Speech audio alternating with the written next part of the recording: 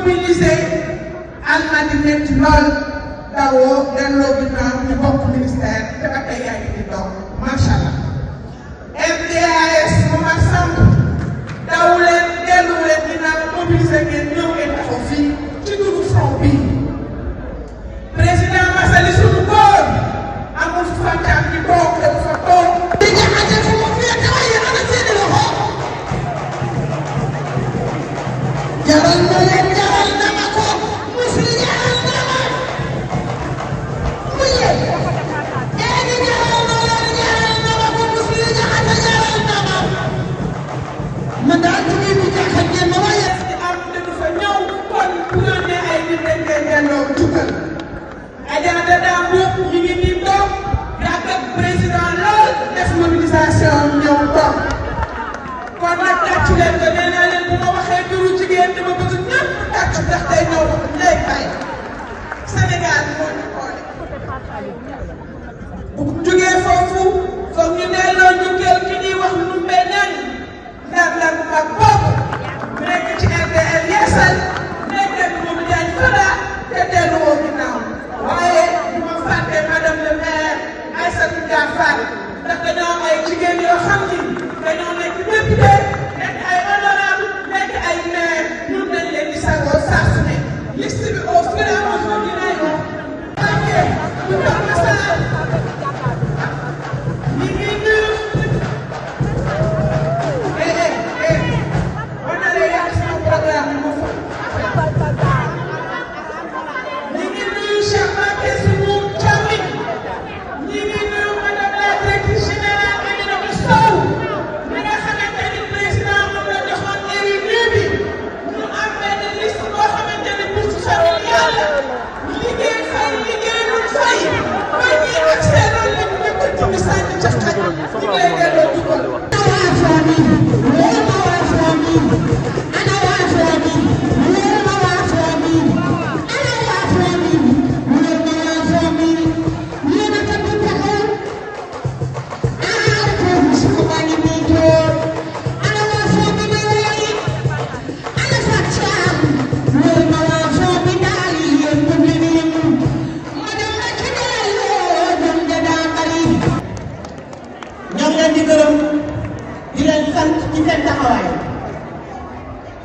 ndax li ñu wax rek front pour la défense de la république la ñu wax kon yaakaar naa ne jigéen ñi fi mu ne nii seen taxawaay wane na ko yéen nag war ngeen a sant yàlla ndax nekk au pouvoir bépp jóge ci pouvoir bépp ci ñii la yàlla li ma bëgg nag mooy ngeen dëggal seen bopp gëm seen bopp xam ne ñun ñooy ay ndey ñun ñooy bàyyi ñun ñooy mag ñun ñooy rakk ñu taxaw suñu njaboot ndax nag démb ñëpp xam nañ ne front bi dem nañu ziyaare suñu xalifa yu baax yi muy sëñ Mountakha Mbacké ñi ngi koy ñaanal yàlla yàlla bàyyi ko fi may ko gudd fan waaye nag suñu xel dal na ndax li mu woote mooy jàmm ndax jàmm ci la lépp xaj kii ci jiite 12 ans àddina yëpp xam nañu ni mu yore woon réew mi ci jàmm kenn musul dégg président Macky Sall waa Moustapha te loolu rek suñu fierté la war a nekk waa président Macky Sall Moustapha 12 ans au pouvoir 3 ans d'opposition kenn musu ko waa loolu la yaakaar naa ne fierté la ñu jigéen ñun nag li ñuy wax rek loi bii président Macky Sall tegoon jàmm ak salaam la doon woote bëgg dem ci jàmm Sénégal nekk ci jàmm lii moo waraloon waat lii moo waraloon ñii fi toog tey toog fi ñu toog te gis nga ne tey bi ñu toogee dégg li ñu wax ñoom bu ñu mënee lu ñu jël les padres bu ñu wàññi bu ñu nag ndax ñu doon taal ñu doon rey suñu doom yi ñu doon laal ay bus ñu doon yàq alalu jàmbur yi ñu ne leen tey bu leen woo nee ngeen da ngeen doon politique demul nañ ñu fekk du dëgg du yoon nañ waxante dëgg foofu day fekk nga ci sécurité yi fi nekk yàgg liggéeyal Sénégal ñu war leen a amal njukkal ndax xam nañ ne 2021 ba 2023 réew mi ñëpp a doon jaaxle mais ñu am seen fulla ak seen fayda liggéeyoo réew mi loo xam ne Sénégal leen amel njukkal kon ñoom seen waa bii nañu wax nan la ñu fas yéene ci ñoom tey bu ñuy wax assemblée nationale lan la ñu doon def ñu yàqal la président Macky Sall ci borom ñaari tur yi naan bu ñuy wax Macky Sall mooy te du dëgg président yàgg na koo wekk waaye yaakaaroon naa ne tey loi bi ñuy njëkk a teg mooy criminalité homosexuelle te waxuñu ci raawuñu ci dama bëgg nag ngeen sant yàlla 12 ans kenn musul dégg bu ñu dàq 12 ans président Macky Sall fa mu tegoon ñu ko dund gi musu ko changé 12 ans fa mu tegoon gaz bi musu ko changé 12 ans muy jàppale Sénégalais yi ñi fi nekk ana ñu tey lan la ñu waxoon emploi amul ñoo di wàññi emploi lan la ñu waxoon dund gi dafa cher tey ñu ñëw yokk dund gi lan la ñu waxoon ñii ñooy jël ba pare réew mi di dox ñoom ñu jël dafa ñu dara réew mi sooxe na Sénégalais yi taxaw ñun jigéen ñi buñ ci kenn jiitu donc ñu ngi sant ñëpp di remercier nag son excellence le président Macky Sall gàcce ngaalaama Macky Sall ñun ñi ànd ak yow kenn amu ci gàcce vive le président Macky Sall vive les femmes ñoo jëf maa ngi leen di sant di leen gërëm wasalaam merci beaucoup. ndax tënk sa ñaari loxo tënk sa ñaari tànk jox ko nit bu di la dindi te li muy def mënoo ci dara li yëfi nit la xanaa xamu leen li xew complot international moo xew Sénégal bokkutul ci dara ci góor ñiy daje partenaires yi di fa ñëw investisseurs yi di fa ñëw ñuy ñi nga xamante ni dañu bëgg a investir ci Afrique ak Sénégal di fa daje kenn invité bu gouvernement Sénégal waaw ñu ngi jëm kon li am solo te am solo mooy li ma wax mooy le président dama ko Ousmane Sonko ne président Bassirou Diomaye Diakhar nee na moom mënoo fi ma yor réew mi économiquement mënu ko intellectuellement ci loi yi ñuy doxale réew mi amu ci xalaat mënu ko de démissionné loolu mooy sama dernier mot asalaamaaleykum wa rahmatulah. képp ku fi nekk nag ci sa tur ak sa sant di wax ne plateforme bi ñuy taxawal nga xam ne Khalifa Sall moo ko jiite muy FDR Front de la défense de la démocratie et de la république li tax mu jóg nag jóguñu pour xeex dañoo jóg pour récupérer suñu réew ni ñuy récupérer suñu réew nag du ci ay armes du ci ay taal du ci ay xaste du ci ay saaga du ci ay sosala honorable député dama leen dégg léegi ngay wax ni dañoo yàq suñu pour mën a jël réew mi loolu defe naa am na Sénégalais yu bëri yu wax effectivement dañoo yàq deru son excellence le président Macky Sall yàq deru gouvernement bi fi nekkoon pour mën koo jël nan lañ ko yàq ne son excellence le président Macky Sall dafa bëgg a daganal góor jigéen waaye amaana bi ñu jëlee réew mi xam nañ kan moo bëgg a daganal góor jigéen gis nañ ki fi njëkk a recevoir chef yi góor jigéen gis nañ ay honorable député déposé ko pour ñu criminaliser ko ñu rejeté leen kon li jot a xew ci Sénégal rek tuuti mais loolu daal di ñëw ci jigéen ñi nga wax ma nit jigéen ñi rek laa bëgg ñoom laa bëgg kuy togg bu ne bu sa jëkkër dee jënd ration yi xam nga ne saako ceeb yokk na saako ceeb bi ci juróomi junni ak ñaar téeméer am ñu koy jënd jàkkaar lool bilan bi nga xamante ni jigéen ñi moom lañu njëkk a dressé mooy bañ njëkkee falu lu ñu def mooy teg seen gouvernement boo xam ne sur 32 ministres ñeent ñoo ciy jigéen ñeenti jigéen ñu ngi soog a am ci histoire du Sénégal utee ki leen jiit muy président Macky Sall jël ay institution jox ko jigéen jël ay ministère jox jigéen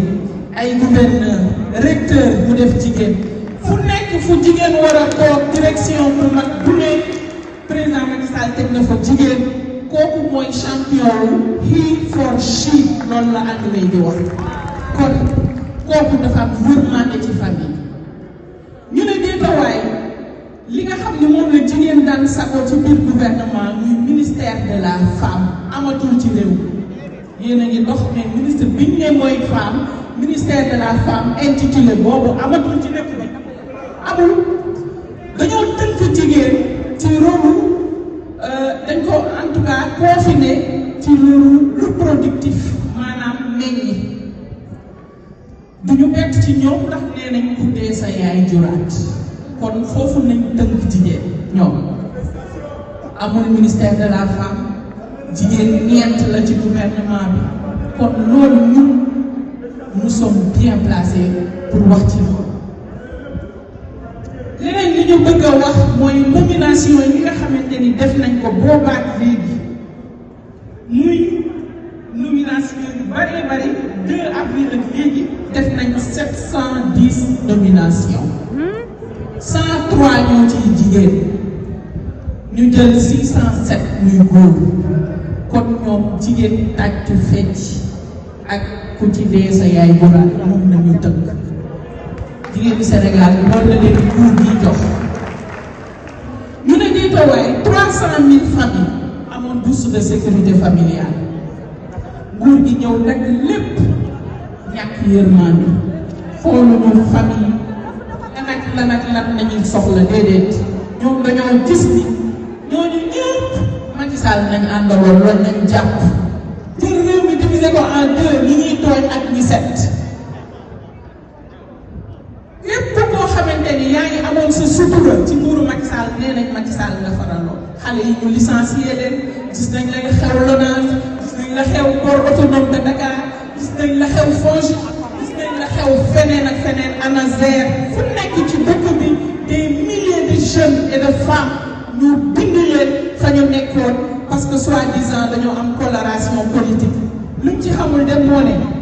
mooy ña ngay lor ñañu àndal ndax am na ci ñoo xam ne ñoom nañu àndal moo ne ñun de yaatuwoon nañu dëgg ndax ba ñuy nekk ci nguur daan nañu nekk ak ñoom ci administration ñenn ñi di def live di saag ñenn ñi di xas président Macky Sall bu ñu xëyoon jàkkaarloog ñoom ci bureau yi dàquñu leen sanctionné wuñ leen waxu leen dara ndax démocratie nañ gëm ñun président Macky Sall démocratie la gëm. bu chrétien yi tamit 5 ans de carême di ñaan lépp luñ ci boole ñaan nañ mu nekk jàmm ci réew mi tey nag bala may avancé damay gërëm di nuyu tamit sama mbokk jigéen ñi nga xam ne moom laa bokkal jotaay bi di jël ci nuyoo bi teg ko ci loxo président Fatou Thiam moo xam ni moo yor commission bi di ko félicité ndax li mooy première sortie bi waaye macha allah réussir na ñu ngi lay encouragé di la firndeel suñu jàppale ñun ñëpp ñuy jigéen nekk ci opposition bi dinañ nekk sa ginnaaw jàppale la ñu àndandoo liggéey xeex bi ñuy xeex incha allah tey nag dañoo wootee pour wax ci actualité waaye tombé dafa waral ay gaaf ndax ni ki suba lay mat at ba ñu jëlee réew mi jox ko ci loxo ñi fi nekk tey il y a 1 an de cela démocratie sénégalaise dafa wootee ci ay élections ki fi nekkoon ci président Macky Sall organisé ko de manière libre, transparente et démocratique. Sénégalais yi am pour tànn ñu tegal leen wurus tegal leen garab tegal leen 24 carats jigéen ñi xam nañ 24 carats luy valeur tegal leen 21 18 16 10 sax am na waaye ñu leen di mën-mëne di leen manipuler bañ tànn bërëm nag moom la xale yi di tuddee fake boo koy gis nii day nes na si nga takk ko ouvrier ngay dem ak moom di dem waaye amul mucc boo doxee tuuti dinañ xam ni fake la takk Sénégal fake la takk fi mu toll ñu jox réew mi nga xam ni ñun ñuy jigéen bu ñuy def bilan dañ koy jaarale ci li nga xam ni mooy bëgg-bëgg jigéen ndax nag jigéen bu réew mi yi doxee ñoo koy njëkk a yëg ndax ñooy piliers yi ci biir kër ñooy dem marché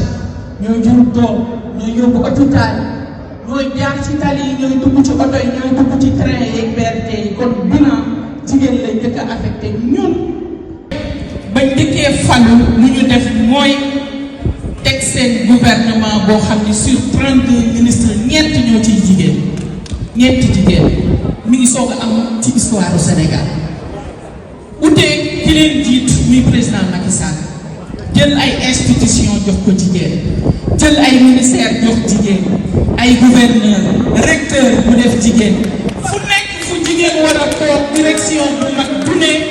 président Macky Sall teg na fa jigéen ko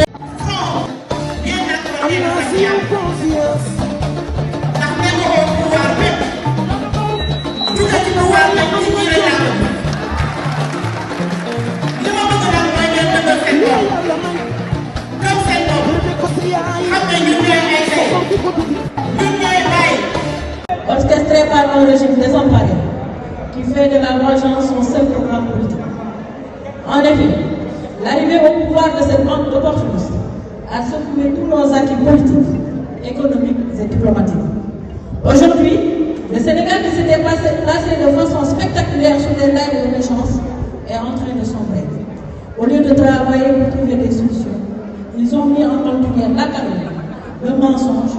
la désinformation et la manipulation pour masquer leur incapacité à redresser la barre. À cet effet, ils versent dans la forfaiture en procédant à des accusations fantaisistes qui ne résistent à aucune logique pour arrêter de donner ce domaine. Uniquement pour en faire leur bouc émissaire. Le mouvement des femmes du FDR s'offusque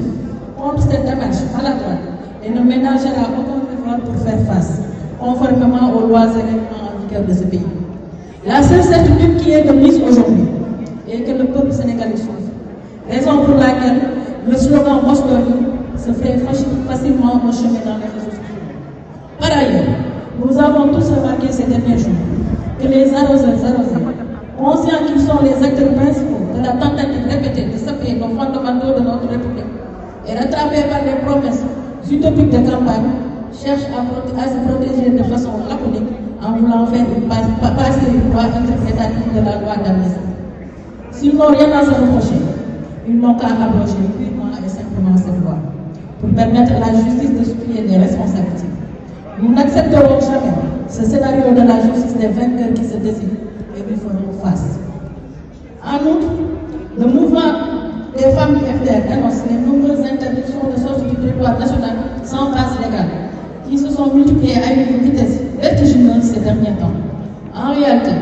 la seule volonté d'un homme sournois qui veut transformer notre démocratie en une dictature, la liberté d'aller et de venir qui est un droit constitutionnel est fondamentalement bafouée. Les caprices du prince sont dirigés en loi. La justice instrumentalisée à des fins de règlement de comptes politiques, ce qui risque d'installer le chaos dans le pays. Dans un autre registre, nous avons constaté que depuis l'arrivée au pouvoir de ces incompétents, les licenciements abusifs se multiplient. De nombreux pères et mères de famille sont au chômage injustement, mettant en péril l'avenir de leur famille et de leurs enfants. Le mouvement des femmes FDR exige la réparation et sans condition de cette maladresse et signale par ailleurs que la coloration politique ne peut demeurer une règle pour accéder aux emplois civils. Pour terminer, le mouvement des femmes du FDR invite le peuple sénégalais à rester debout pour protéger la République contre cette dictature qui se profile à l'horizon. Nous militons foncièrement pour l'état de droit, une justice indépendante garante des fondamentaux de la République, une reddition des comptes qui répond aux normes et principes de bonne gouvernance. Par contre, masquer une incompétence manifeste par l'installation d'une dictature ne saurait passer. Debout la République, ensemble nous vaincrons, je vous remercie.